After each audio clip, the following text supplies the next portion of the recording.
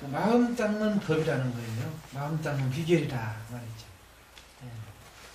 예. 이제 이 수신계를 지으신 그 보조국사 진월 스님은 고려 시대 중엽 스님입니다. 고려 스님. 어렸을 때부터 몸이 좀 허약하셔가지고 부모가 절집에 맡겼죠. 스님을. 병만 좀 낫게 되면은 부처님께 출가시키겠노라고 그렇게 이제 절에 맡겼는데 그 병이 나와가지고 어렸을 때 이제 출가를 하셨어요. 보조스님은. 그래서 이제 보조스님께서는 그 우리 조계 선종의 정통 그 법맥의 원조이신 그 육조단경을 스승으로 삼으셨어요. 그리고 이제 그 가나선을 크게 이제 일으키신 그 대의 스님의 서장을 이제 도반을 삼고 그렇게 아주 그 중국에 그 다녀오시질 않았지만은 순수한 그 전 토종 한국 선불교를 중흥시키시고 또 가나선을 우리 한국 불교에 있어서 참 처음 그렇게 제창하신 큰 선지식입니다. 그리고 이제 그 고려 불교가 교학 불교에 치우쳐가지고 여러 가지 그 병폐가 많았어요. 그래서 이제 그 순천 송광사에서 수선사를 개설해가지고 정의 결사 운동으로 아주 그 선을 중흥시키신 그런 아주 한국 불교의 원효 스님과 또 보조 스님, 또 서산대사 3대 그 선지식으로 추앙받고 있는 그런 역사적인 그런 스승이십니다. 그래서 이제 이 보조 스님께서는 무엇을 이제 주장을 하셨느냐 하면은 그래서 이제 우리가 참 누구나 다 본래 청정한 그 참 성품을 가지고 있지만은 그 무시겁내로 익혀온 그 습으로 인해 가지고 지금 잠시 미혹되어 있다는 거예요. 그래서 우선 우리가 먼저 그 깨닫고 나서 그 깨달음에 의지해서 이제 닦아야 한다는 그 도노 점수를 주장을 하셨어요. 그렇지만은 도노 점수에 머무르신 게 아니고 이제 거기에서 점차로 이제 근기를 상승시켜 가지고 나중에는 이제 그 돈수를 또 이야기를 하셨어요. 그래서 이제 이치적으로는 분명하게 돈수가 맞지만은 그렇다고 해서 거기에도 또 병폐가 있다 이 말이에요. 돈수라고 해서 또 어떤 사람은 그냥 거기에서 수행을 하지 않고 본래 부처인데 수행할 필요가 뭐에 있느냐 이렇게 수행을 하지 않는 또 그런 병폐가 있다 이 말이에요. 그리고 또 너무 그냥 높게 근본을 또 처음부터 제시하다 보면은 근기가 낮은 사람은 그냥 포기해버리고 좌절해버리지 않겠냐 이 말이에요. 그래서 이제 보조 스님께서는 이 보통 사람들의 근기에 맞게끔 점차로 그렇게 근기를 이게 끌어서 올려가지고 참 방편을 그렇게 이야기하신 것이죠. 그래서 이제 근래에 또 성철 큰 스님께서 이제 돈수를 그렇게 제창을 하셨잖아요. 그래서 이제 성철 스님께서도 그 돈수를 제창하신 것은 사람들이 돈호 점수에 머물러 가지고 그것이 전부인 양 또 마치 자기가 다 깨달은 것처럼 머물러 가지고 그런 선지식 행실을 하고 있으니까 그것이 아니라 이 말이에요. 더 아주 향상일로가 있는데 거기에 머물러 버리니까 그 병폐를 지적하신 것이죠. 참으로 참 시적절한 그런 누구도 그 용기를 내지 못하는 그런 참 경책을 주신 거예요. 그렇지만은 또 거기에서 또 병폐가 있다 이 말이에요. 그러니까 너무 깨달음을 또 멀리 해버리는 거야. 두려워해버리고. 그러니까 조금만 그냥 정진을 해가지고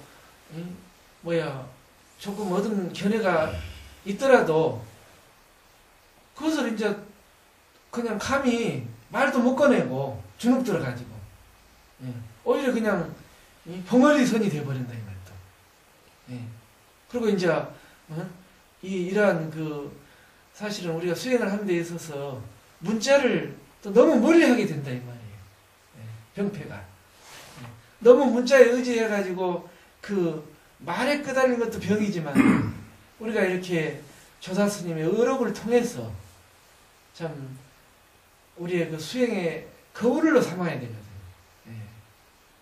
그래서 우리 보조 국수와 진월 스님께서는 이러한 두 가지 병폐를 쌍으로 쳐서 보완하는 의미에서 돈수에 의지해서 돈호 점수를 말씀하신 거예요. 근데 보통 우리가 돈수와 점수를 둘로 보고 있거든요. 이것은 그 잘못된 병폐래요. 이게 반드시 돈수에 의지해서 점수를 해야 맞다 이 말이에요.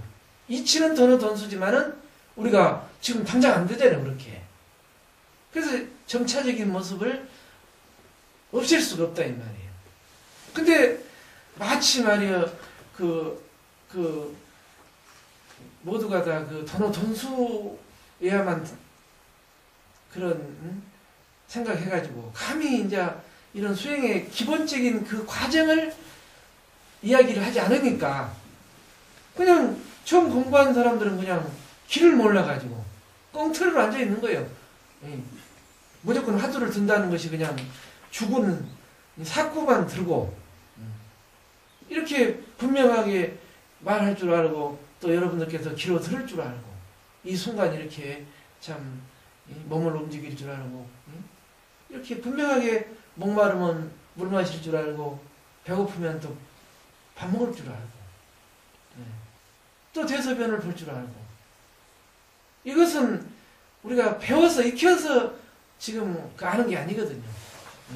이것은 선천적으로 우리가 태어나기 이전에도 변함이 없었고 또 우리가 죽는다고 해서 그렇게 달라지는 그런 자리가 아니고 또 깨달은 부처라고 해서 더한 자리도 아니고 우리가 저렇게 미안 범부라고 해서 조금 더 부족하지 않은 자리다 이 말이에요. 이런 자리를 분명하게 믿고 의지해서 닦아 나가야 되지. 이 이치를 모르고 그냥 우리가 한량없는 세월을 닦아서 수행을 해가지고 그런 자리에 도달한다. 이런 생각으로 우리가 수행을 시작하게 되면은 이것은 아무리 그 공력을 우리가 열심히 들여도 사실은 아무 소용이 없어요. 그래서 이제 그러한 입장에서 보조 스님께서는 그런 가르침을 주시고 있어요. 그리고 이제 보조 스님 이제 호가 모구자입니다. 서치는 사람. 모구자. 올해가 이제 또 기축년 새해 소띠의 해 아닙니까? 그래서 더욱 우리가 올 한 해를 마치 우리가 그 소를 치는 목동과 같이 우리 참 성품인 소를 우리가 이 먼 섬에까지 찾으러 오셨으니까 여기에서 분명하게 소의 그 발자국이라도 보셔야 또 가셔서 끝까지 참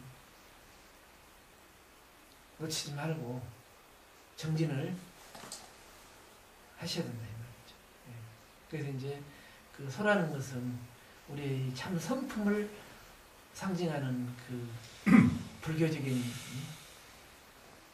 입장에서는 그래서 이제 상징하죠.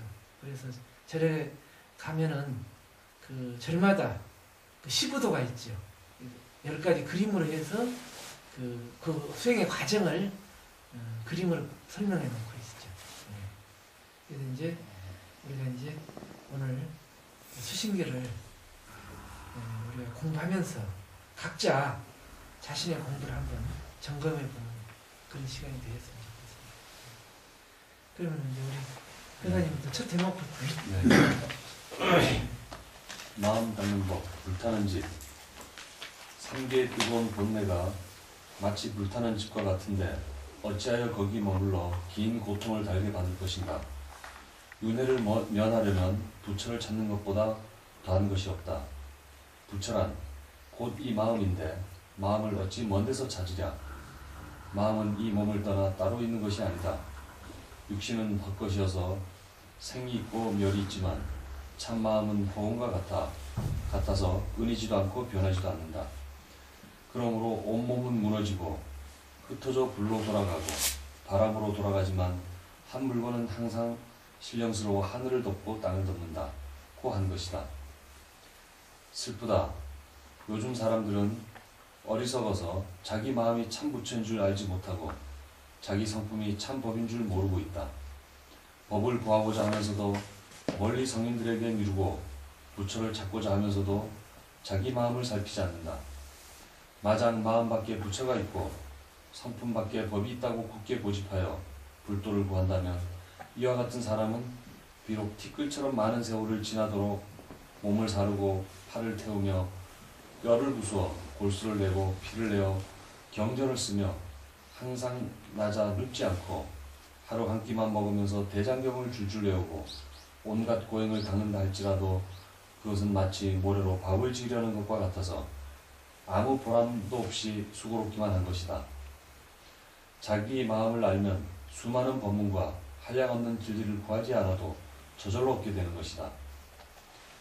그러므로 부처님께서 말씀하시기를 모든 중생을 두루 살펴보니 열의 지혜와 덕을 고루 갖추고 있다 고 하시고 중생들의 갖가지 허망한 변화가 다 열의 밝은 마음에서 일어난다고 하셨으니 이 마음을 떠나서는 부처가 될 수 없음을 알아야 한다. 과거의 모든 부처님들도 이 마음을 밝힌 분들이며 현재의 모든 성현들도 이 마음을 닦는 분들이며 미래에 배울 사람들도 또한 이 법을 의지해야 할 것이다. 그러므로 수행하는 사람들은 결코 밖에서 구하지 말라. 마음의 바탕은 물김이 없어서 본래부터 저절로 원만히 이루어진 것이니 그릇된 인연만 떠나면 곧 의젓한 부처이다. 예. 여기서는 이제 불타는 집이라고 해서 법화경 비유품에 나오는 그 내용입니다. 그래서 이제 마치 우리가 사는 이 세계가 불난 집과 같다는 거예요. 지금 세계가 지금 불이 났잖아요. 지금 애완얘기로 지금 불이 났잖아요. 하고 지금 불 속에 지금 난리잖아요. 지금 불이 나가지고.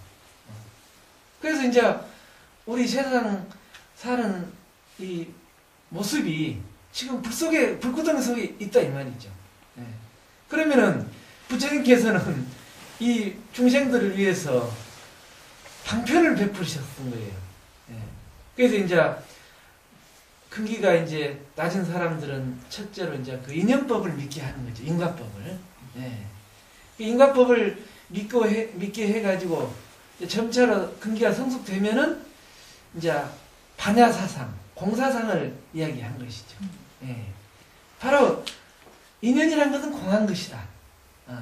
왜 그런가 하면은 우리가 또 인연에 얽매이게 되면은 그 인과 자체에 또 절대적인 실체가 있는 줄 알고 지금 내 모습을 어떤 결정되어 있는 걸로 생각한다 이 말이죠.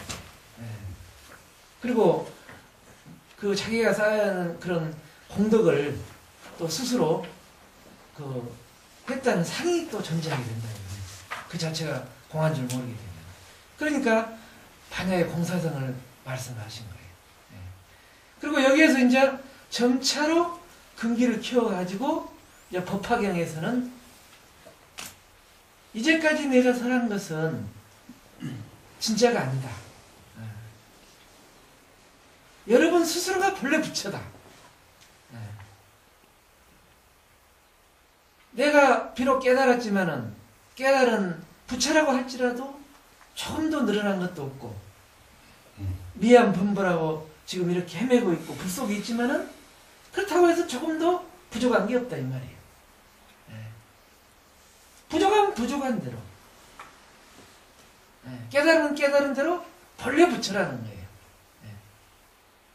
근데 다만 문제는 무엇이냐? 스스로 믿지를 못한다는 거죠. 믿지를 못하는 거예요. 그래서 우리가 수행의 출발점이 시작되는 것은 바로 스스로 부처임을 분명하게 믿는 데 있는 거예요. 이것이 이제 선의 출발점입니다. 여기에 이제 선과 교가 이제 우리가 뭐 둘이 아니지만은 또 방편상 둘로 보는 것은 거기에 있는 거예요. 우리가 교학에서는 끝없는 세월 동안 우리가 그 복덕을 닦고 이렇게 점차로 닦아서 이제 부처가 된다고 이야기를 하죠. 그렇지만은 선에서는 그렇지가 않아요. 바로 본래 부처임을 믿어버리면은 바로 그 자리가 행하는 곳마다 부처가 드러난다는 거예요. 그런데 여기서 이제 우리가 이제 그 마음이라고 하는 것은 마음이 부처라고 하는 것은 보통 범부들의 마음은 아니에요. 마음이라고 이름했지만은 그것은 어쩔 수 없어서 붙여진 이름일 뿐이죠. 마음이니 부처니 성품이니 또 한물건이니 또 주인공이니 진연이 뭐 진흙소니 다양한 이름이 붙어요. 그러면 그 자리가 무슨 자리기에 그러한 이름이 붙냐는 거예요. 그 자리는 특별한 자리가 아니죠. 분명하게 이렇게 말을 하잖아요. 또 말을 듣잖아요. 배고프면 밥을 먹잖아요. 대소변을 보잖아요. 이 자리는 배워서 익힌 자리가 아니다 이 말이에요. 본래부터 완전한 자리죠. 이 자리를 이름을 그렇게 달리하는 겁니다. 그래서 또 그 이름에 우리가 마음을 뺏기게 되면은 마치 우리가 그 노래 가락에 따라서 끝없이 밖으로 우리가 흘러가는 것과 똑같다는 거예요. 그래서 지금 이 대목에서는 그것을 바로 강조하고 있다는 거죠. 그래서 부처님께서 참 깨닫고 보니까 참으로 그 어처구니가 없는 거예요. 왜 그런가 하면은 아이 이렇게 내가 고행을 해서 참 죽을 지경이 돼가지고 깨닫고 보니까 아니 미연 중생들도 똑같다 이 말이야. 내랑 그 자리가. 그래서 이제 참 그 부처님께서 그렇게 그냥 실토를 하신 거예요. 참으로 그 진실한 말인데도 우리는 믿음이 잘 안 오잖아요. 너무나 진실한 말이죠. 그래서 이제 그 과거에 깨달은 그 조사 스님들도 똑같은 경험을 하신 거예요. 그리고 그냥 억울하신 분이 또 계셔요. 깨닫고 나서. 아니 몇십 년 동안 그렇게 피곤이 상접하도록 밤잠 못 자고 수행을 해서 어떻게 깨달았는데 아니 깨닫고 보니까 깨닫기 전하고 조금도 차별이 없다 이 말이에요. 그래 너무 억울하다는 거예요. 너무 억울해요.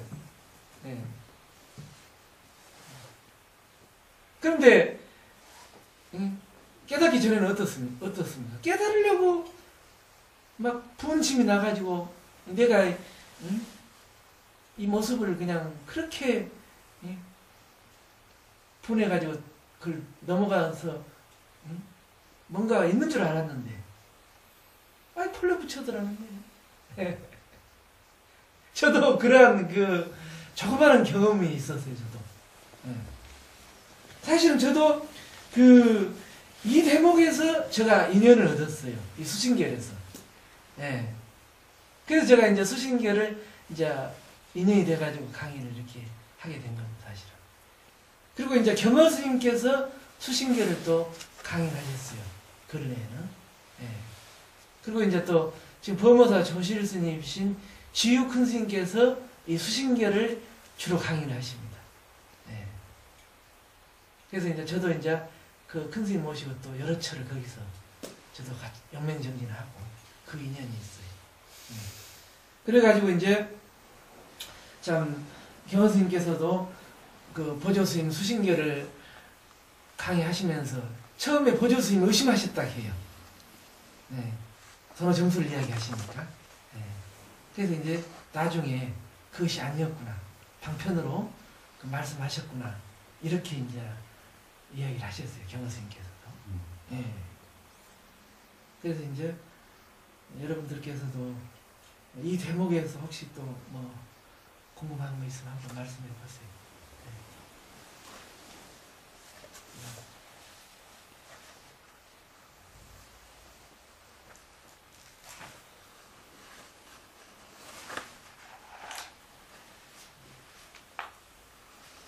지금 여러분들께서도 지금 상황을 점검하라 이 말이죠. 내가 지금 불타는 집 속에 있다는 것. 그것을 고해에 대한 자각이죠. 지금 고해에 대한 자각. 이 고해에 대한 자각이 초췌한 사람은 뛰쳐나가려는 그 분이 참으로 클 것이라는 말이에요. 내 상황을 지금 인식하기 있기 때문에. 그렇지 않게 되면 분이 약하는 거예요. 그래서 우리가 확실한 믿음이 서게 되면은 그걸 뚫고 나가는 분심이 아주 충천하게 되는 겁니다. 그러면 그 분심이 충천하게 되면은 거기에 대용맹심이 나오게 돼 있어요. 그래서 그 수행의 3요소가 바로 갖추어지게 되는 것이죠. 세 가지가 따로따로가 아니라는 거예요. 그래서 이제 법화경에서는 그 상불경 보살품이 있어요. 그 상불경 보살님은 만나는 사람마다 당신이 부처입니다. 당신이 부처입니다. 그렇게 예배를 하는 거예요. 예배를 드리는 거예요. 근데 사람들은 믿지를 않고 오히려 돌덩이나 흙덩이를 던지면서 그렇게 정신 나간 말을 하고 있느냐 그렇게 비방을 한다는 말이에요. 그래도 상불경 보살님은 끝까지 포기하지 않고 그렇게 부처를 받들어 모시는 것이죠. 그래서 우리가 지금 사는 것이 너무나 지금 현실이랑 각박하잖아요. 이 각박한 속에서 우리 이웃들을 부처님으로 모시고 우리 가족들을 부처님으로 바로 받들어 모시는 그러한 정신이 지금 시작돼야 된다. 왜? 이것이 본래 부처님의 가르침입니다. 저도 이제 옛날에 그 토굴에서 수행할 때 큰절에 그 조그마한 동자를 데려다 키웠어요. 근데 그 동자가 너무 사랑을 못 받아가지고 거칠고 그냥 인상도 참 안 좋고 그랬어요. 그래서 저는 이제 그 당시에 뭐 특별한 지금 생각하면은 뭐 부처님으로 이렇게 모시려고 모신 게 아니고 그냥 그 토굴에서 공부하다가 양식을 큰일 와서 얻어 먹으니까 만나니까 그냥 아이고 너무 안 됐어가지고 큰 방에 딱 데리고 들어가지고 아이고 동자님 삼배 올리겠습니다 하고 매일 절을 했다고요. 내려올 때마다. 그러니까 처음에는 아무 계속 생각 없이 했지만은 나중에 저 자신이 변하더라고요. 그 동자성도 변해요. 그렇게 밝아지는 거예요. 나중에 그렇게.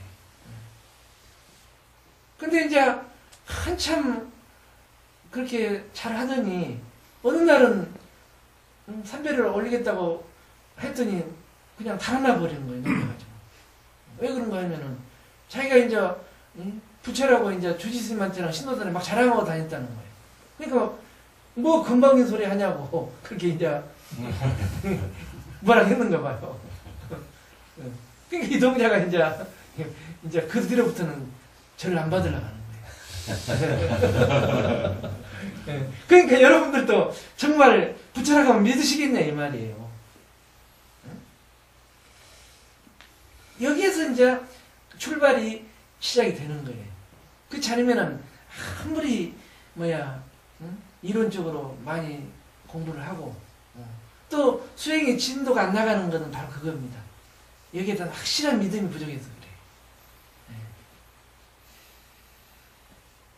자, 그러면 다음 제목 하시기 전에 네.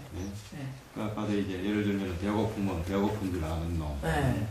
그 이제 먹을 줄 아는 놈. 그래서 보통 사람이 안다 그러면은 사실은 배고픈 느낌이 오고, 그 다음에 이제 배고픈 생각이 들면은 사실 배고픈 걸 안다 이렇게 한다 말입니다. 근데 사실은 느낌이 오는 것도 어떻게 보면 업이고, 생각이 일어나는 것도 업인데, 그 사실 아는 놈 하는 거는 업대로 따라하는 거지요. 그렇죠. 그 생각으로 한다는 것보다 생각이 아는 것도 아니고 느낌이 아는 것도 아니고, 그렇죠. 아는 놈은 각자마다 업대로 따라 그냥 하는 거죠. 그렇죠. 그렇게 해야죠. 그것을 이제 보통 본능이라고 하잖아요. 그래서 이제 그 보통 사람들은 본능적으로 살아버린 거예요. 하고 싶은 대로. 거기도 분명히 아는 건 있잖아요. 그렇다고 해서 근본은 부처라는 거예요.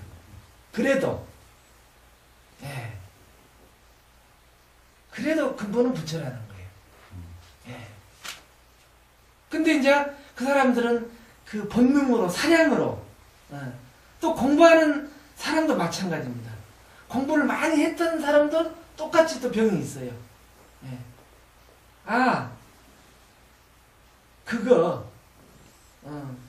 그 마음 아는 거 그 자리는 아는 것도 아니야.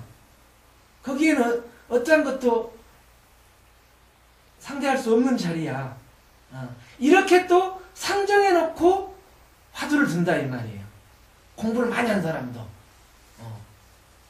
그것도 똑같은 수행에서도 그 병폐죠.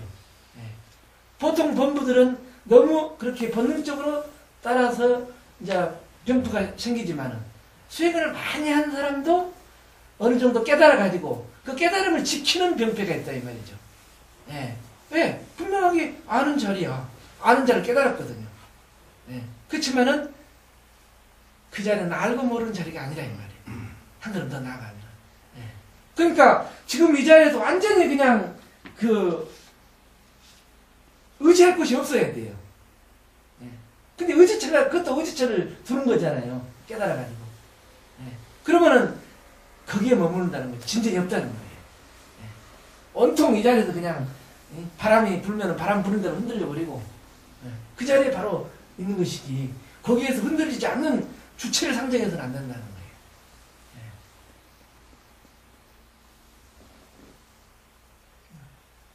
그러면 이제 두 번째 크게 한번 불성은 어디에? 만약 불성이 이 몸에 있다고 한다면 이미 몸 안에 있으면서 범부를 벗어나지 못한 것이니 어째서 저는 지금 불성을 보지 못합니까? 다시 해설하여 깨닫게 하소서. 그대의 몸 안에 있는데도 그대 스스로가 보지 못할 뿐이다. 그대가 배고프고 목마른 줄 알며 춥고 더운 줄 알며 성내고 기뻐하는 것이 무슨 물건인가? 또 이 육신은 지, 수, 화, 풍의 네 가지 인연이 모여서 된 것이므로 그 바탕이 미련하여 감정이 없는데 어떻게 보고 듣고 깨닫고 알겠는가? 보고 듣고 깨닫고 아는 그것이 바로 그대의 불성이니라. 그러므로 임재 스님이 말씀하시기를 지, 수, 화, 풍 4대는 법을 설할 줄도 들을 줄도 모르고 허공 또한 그런데 다만 그대 눈앞에 홀로 밝으면서 형용할 수 없는 그것만이 비로소 법을 설하고 들을 줄 안다고 하였다. 여기에서 말한 형용할 수 없는 것이란 모든 부처님이 법인이며 그대의 본래 마음이다. 그러니 불성이 그대 몸에 있는데 어찌 그것을 밖에서 찾으려 하는가? 그대가 믿지 못하겠다면 옛 성인들이 도에 들어간 인연 몇 가지를 들어 의심을 풀어줄 테니 잘 듣고 믿으라. 옛날 이권왕이 바라제 존자께 물었다. 어떤 것이 부처입니까? 존자는 이렇게 대답했다. 성품을 보는 것이 부처입니다. 스님은 성품을 보았습니까? 나는 불성을 보았습니다.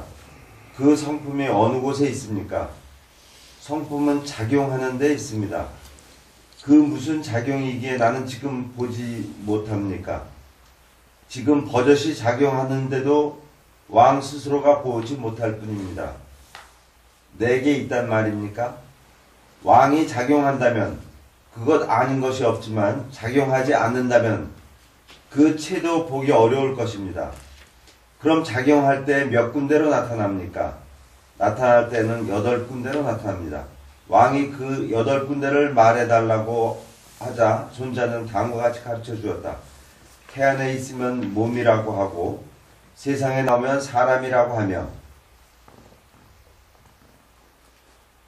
눈에 있으면 보고 귀에 있으면 듣고 코에 있으면 냄새를 맡으며 혀에 있으면 말을 하고 손에 있으면 쥐고 발에 있으면 걸어다니며 두루 나타나면 온 누리를 다 싸고 걷어들이면 한 티끌에 있습니다. 아는 사람은 이것이 불성인 줄 알고 모르는 사람은 정혼이라고 부릅니다.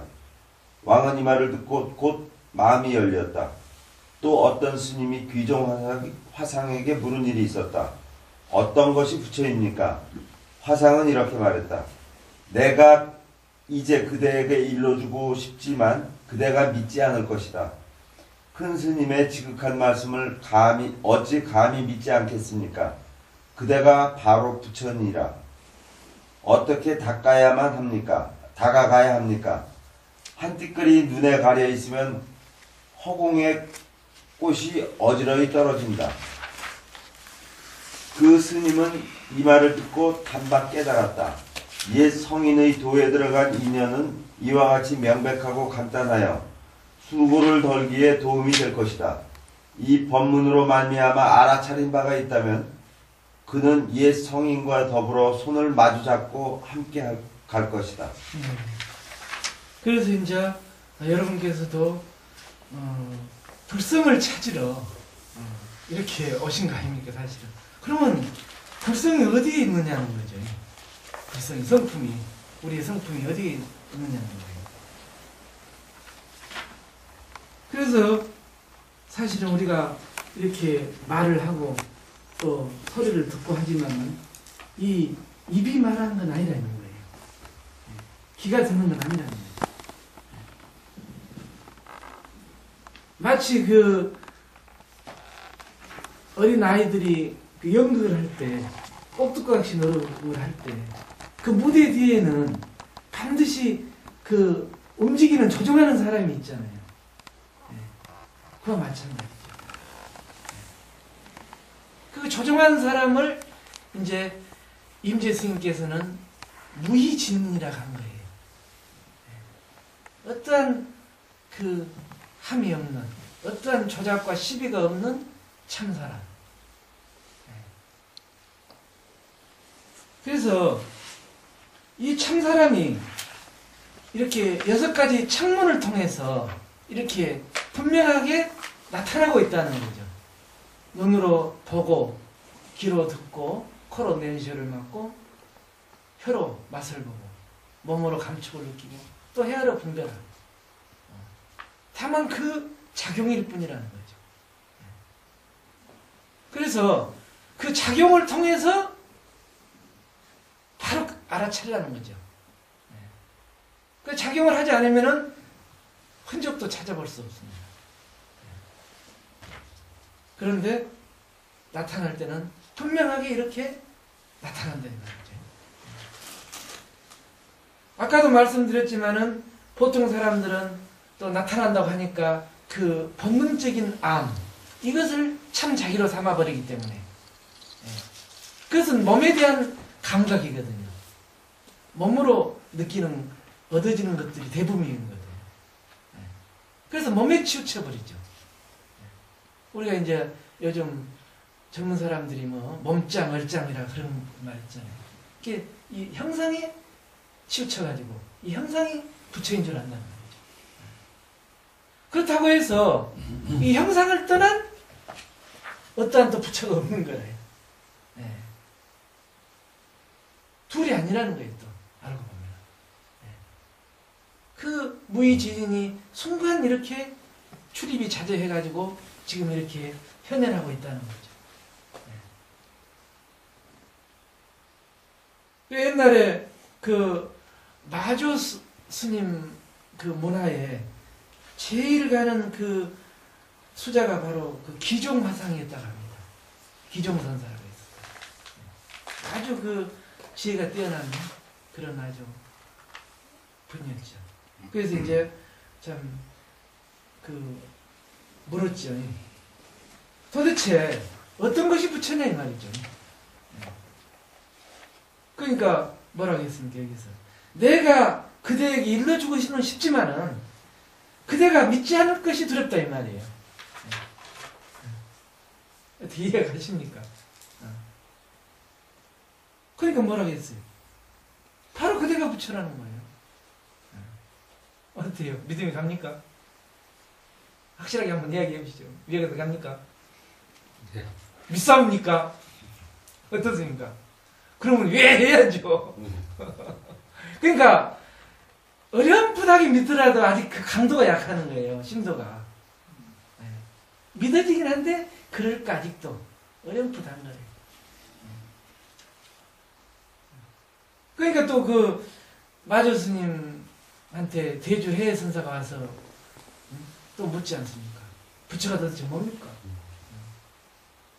왜 그대가 가지고 있는 그 법의 창고는 내팽개쳐버리고 말이에요. 어떻게 쓰잘데없이 그런 말을 하느냐고 그러잖아요. 그럼 어떤 것이 도대체 저의 법의 창고입니까? 팔아먹는 그놈이다 이 말이에요. 똑같은 말이죠. 그래서 이제 옛날 이렇게 선지식들은 불러서 말을 하지 않아요. 바로 가르쳐줘 보는 거라. 조사선에서 바로 가르쳐줘 보는 거예요. 근데 이제 이걸 못 알아들으니까 이것이 이제 의심이 맺히는 거예요. 그것이 이제 가나선입니다. 조금 근기가 부족한 사람들을 위해서 이제 가나선이 또 생긴 거예요. 그래서 분명하게 믿어버리고 그것이 그렇게 개합이 돼버리면 이제 끝나버리는데 아직은 믿어지긴 한데 확실하게 안 드러나잖아요. 그러니까 순간순간 그 의심을 통해서 의심하는 그 주인공을 드러내는 거예요. 근데 우리는 화두를 이제 방편으로 알고 방편쯤으로 알게 되면은 의심이 제대로 안 일어나는 거예요. 왜?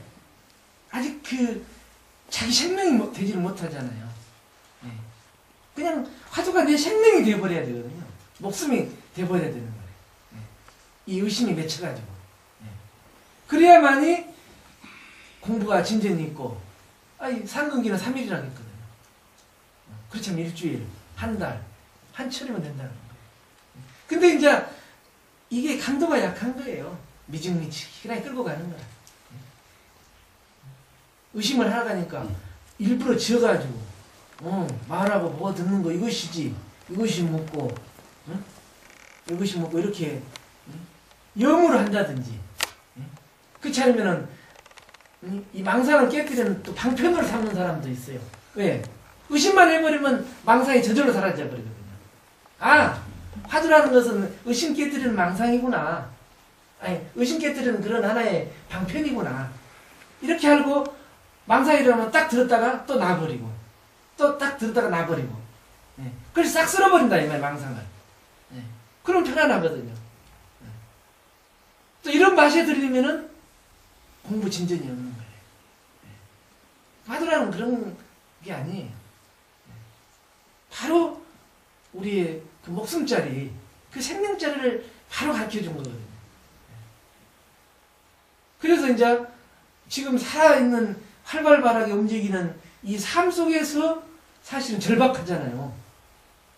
운전하다가 보면 조금만 방심하면 뭐 목숨이 경각에 달려 있잖아요.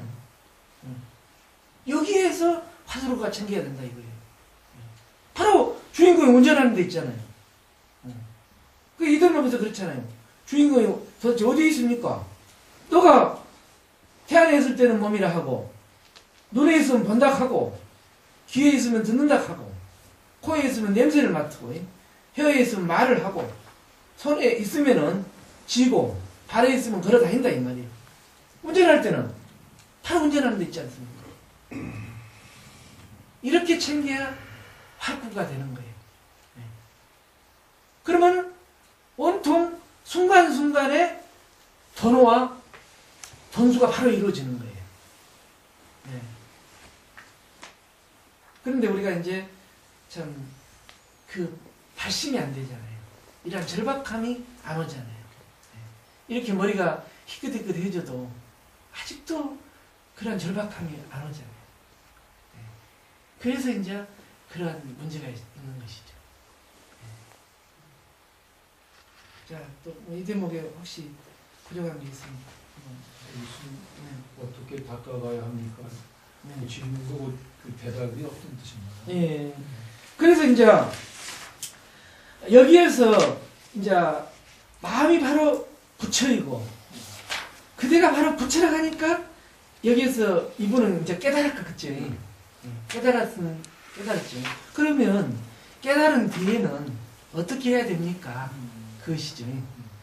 그래서 그대가 설사 깨달았다고 하더라도 한 점 흔적이라도 있다 하면은 그것은 마치 그 좋은 금가루가 눈에 들어가면 병이 되잖아요. 우리의 본래 그 마음자리에 조금이라도 그러한 그게 남아있다고 한다면은 그것도 병이라는 거예요. 마치 그 눈에 헛것이 생긴 것 같다는 거예요. 바로 그 말입니다.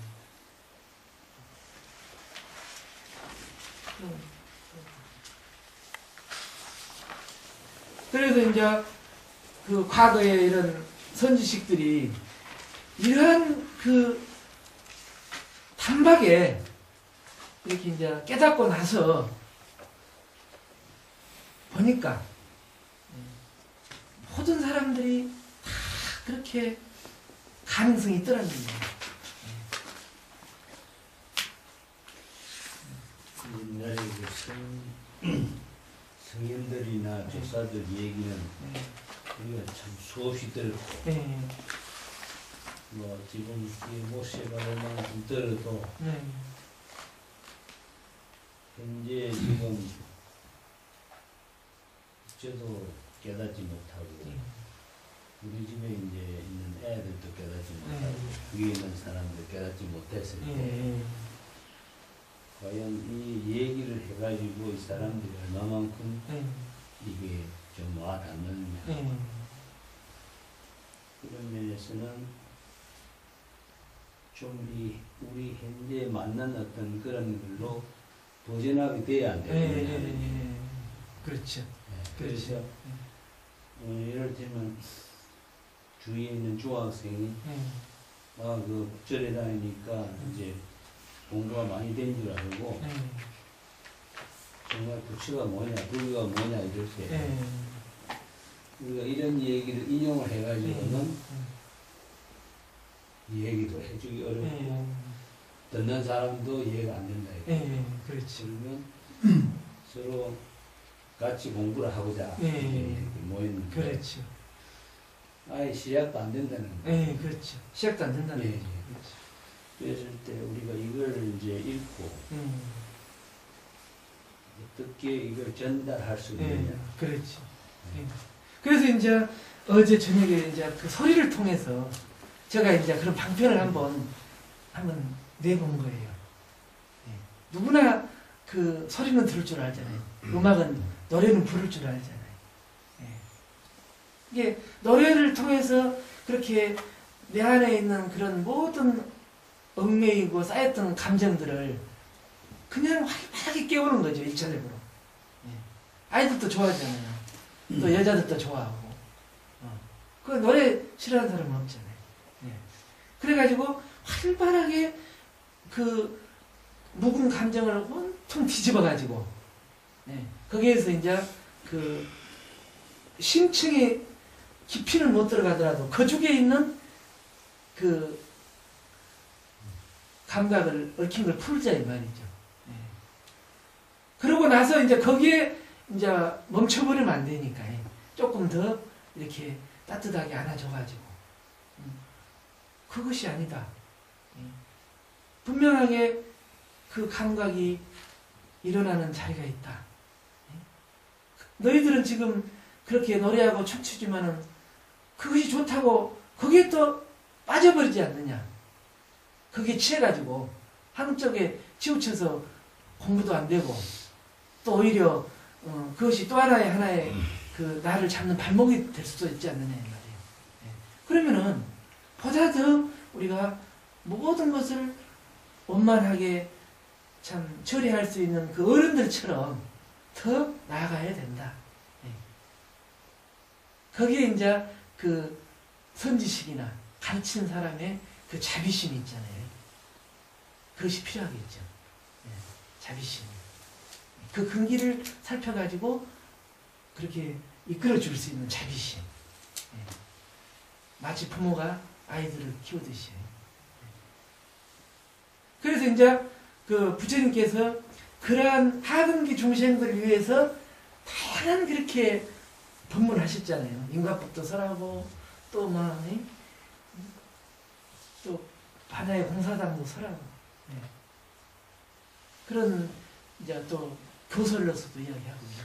부처님 시대는 하근기라고 생각하는 게 저희 시대는 오히려 상근기가 될 수 있습니다. 저희는 더 하근기가 돼가지고. 그래서 저희가 어제 이제 음악을 들었는데 들으면서 우선은 이 곡이 이 또 가사가 미리 입력이 되어 있다는 거예요. 그렇죠. 입력이 되어 있으니까 그게 이제 계속 작용을 한다는 거예요. 그렇죠. 심식이 끝없이 작용하는 거죠. 끝없이 작용하는데 예를 들면 우리가 이제 그 몸에 아직 출생하기 전에 있는 아이한테 어떤 이제 음악이나 이게 들려주면 거기는 기존 들어있는 정보가 없으니까 그대로 받아들일 수 있지 않느냐. 그렇죠. 제가 한번 이제 이런 그 경험이 있습니다만 그 몸 안에 있는 애한테 강명진을 계속 읽어줬더니 얘가 지금 이제 한 돌이 됐는데 강명진만 다시 얘기를 해주면 얼굴이 환해지면서 몸을 움직이거든요. 그렇죠. 그런데 저희로서는 이제 그게 수십 년 동안 어떤 그 곡이나 이 가사를 기존 바다에서니까 이걸 가지고 계속 이제 그렇죠. 하다 보니까 스님이 말씀하신 것처럼 정말 자기의 그 원래 자기가 그대로 받아들일 수 있는 게 그게 참 굉장히 약할. 그렇지. 그러니까 이제 그 우리가 그 뻔을 뜬다는 말 있잖아요. 그 부처님은 하나의 우리의 그 뻔이라요. 표상이고 스승이고 이게 그 스승의 우리가 그 가르침을 끝없이 뻔을 떠야 돼요. 그게 이제 그 화두거든요. 화두. 이게 그렇게 뻔을 뜨다가 보면은 나중에는 뻔이 필요 없을 때가 온다 이 말이죠. 그것이 바로 이제 우리가 깨닫는 순간이죠. 화두를 또 답하는 순간. 근데 그러기 전에는 어쩔 도리가 없어요. 하는 수밖에 없는 거예요. 어쩔 수 없이 어떤 노력이라도 하는 수밖에 없어요. 근데 다만 이제 우리가 선지식을 만나가지고 바로 지시를 받는다면은 쉽겠죠.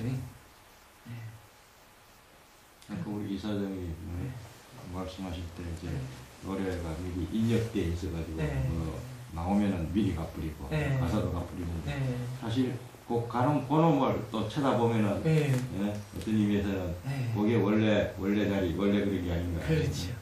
근데 이제 그게 우리가 이론적으로는 그 이론이라고 하고 하는 방법 자체도 우리가 사실 배운 거거든요. 그렇죠. 수없이 이제 그렇죠. 반복해가지고 맞습니다. 이런 문제가 생길 때는 우리가 이렇게 하자, 저런 문제는 저렇게 하자는 걸 배워가지고 그걸 적용하는 거예요. 그렇죠. 그렇죠. 이제 우리 그 이제 선지식 중에서도 아주 힘이 있고 이런 분들은 어떻게 보면 그 제자들한테 그 방식이 그런 식으로 준 것 같지는 않고요. 꼭 그야말로 큰 불덩어리가 이런 걸 확 태우는 식으로 그렇게 해서 강력한 어떤 힘이 있어가지고 그런 어떤 번뇌나 뭐 이런 업장을 확 녹여주는 방법이 있었지 않느냐.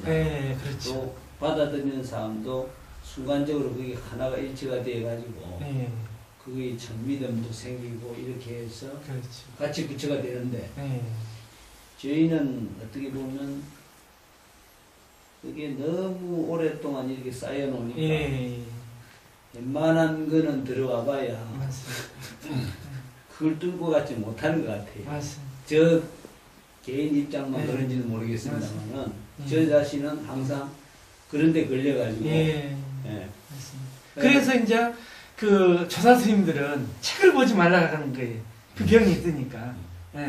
그리고 이제 그 우리가 금과 옥조로 생각하는 그 부처님의 가르침일지라도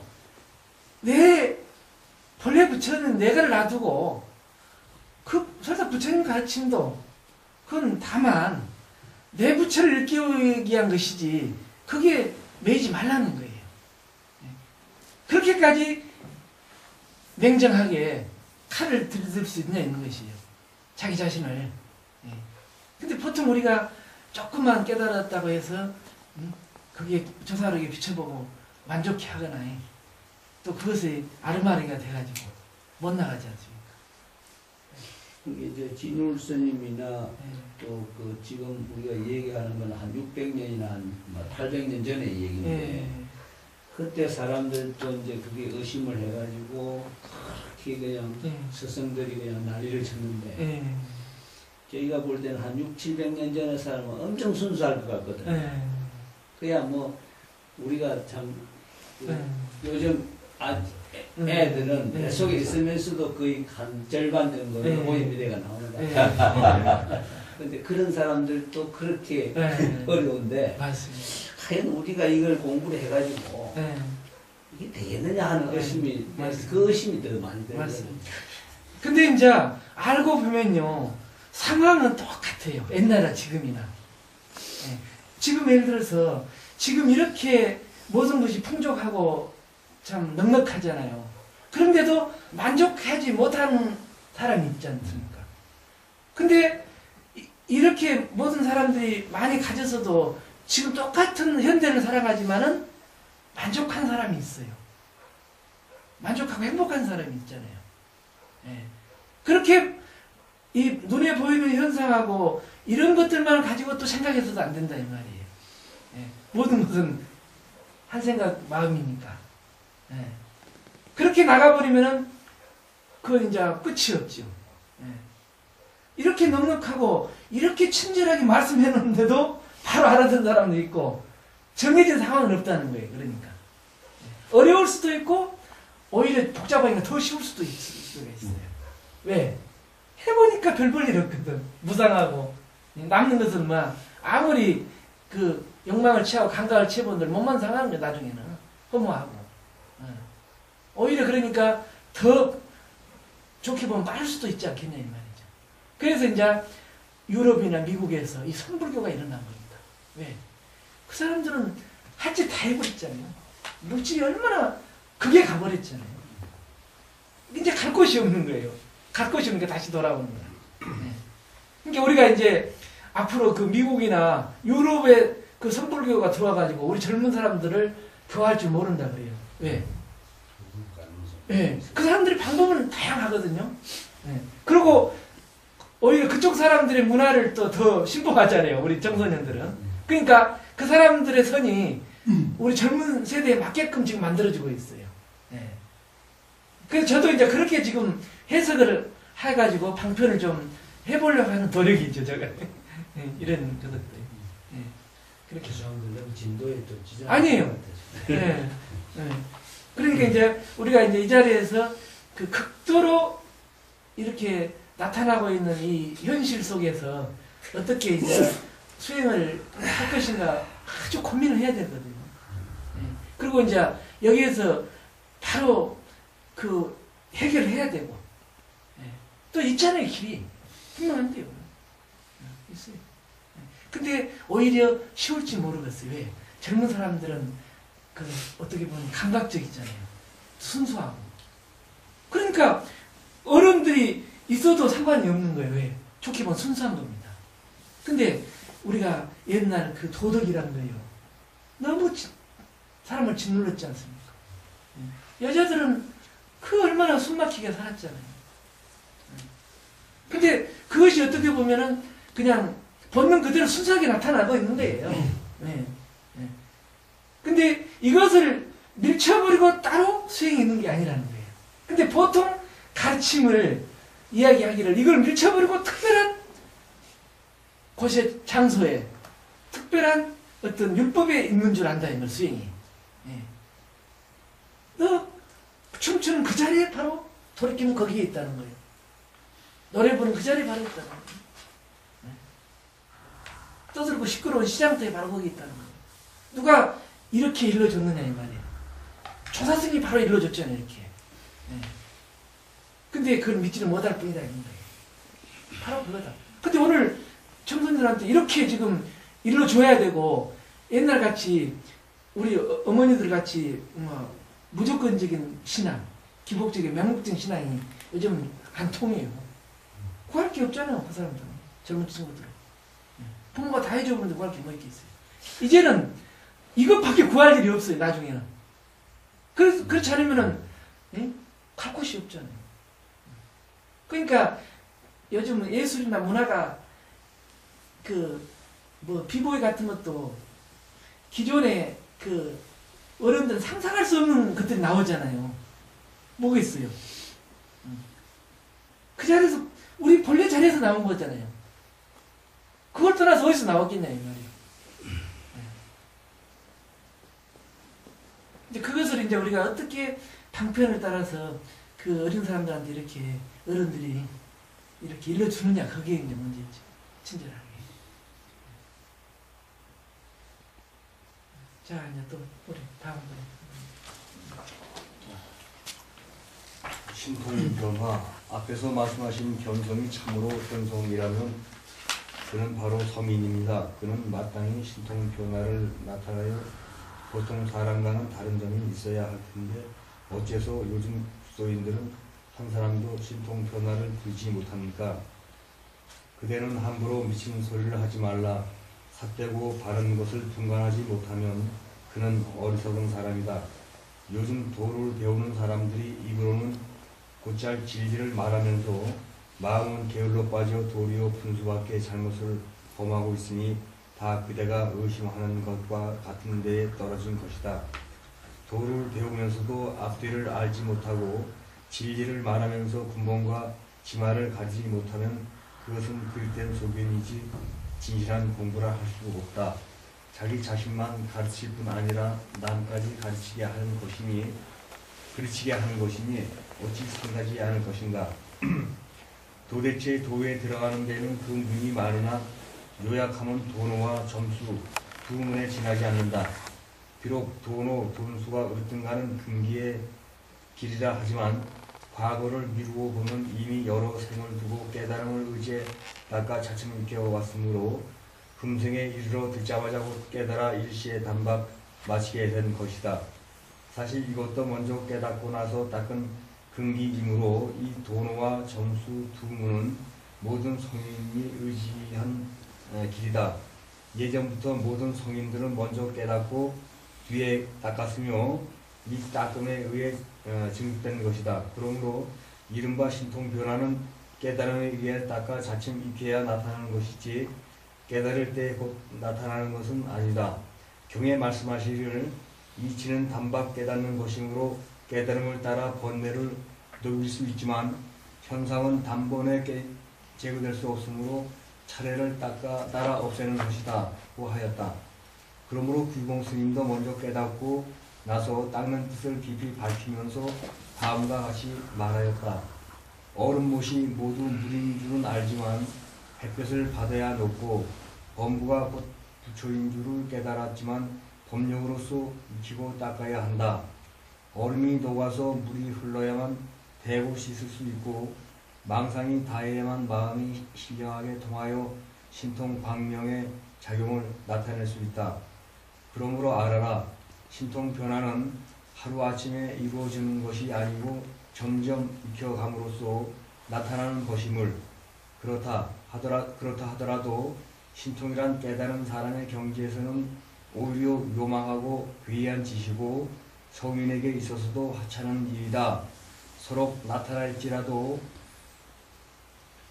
요긴하게 여겼을 것이 못되는데 요즘 어리석은 무리들은 망령되이 말하기를 한 생각 깨달을 때 한량없는 묘용과 신통 변화를 나타낸다 하니 이와 같은 생각은 앞뒤를 분간하지 못하고 군봉과 치마를 알지 못한 탓이다.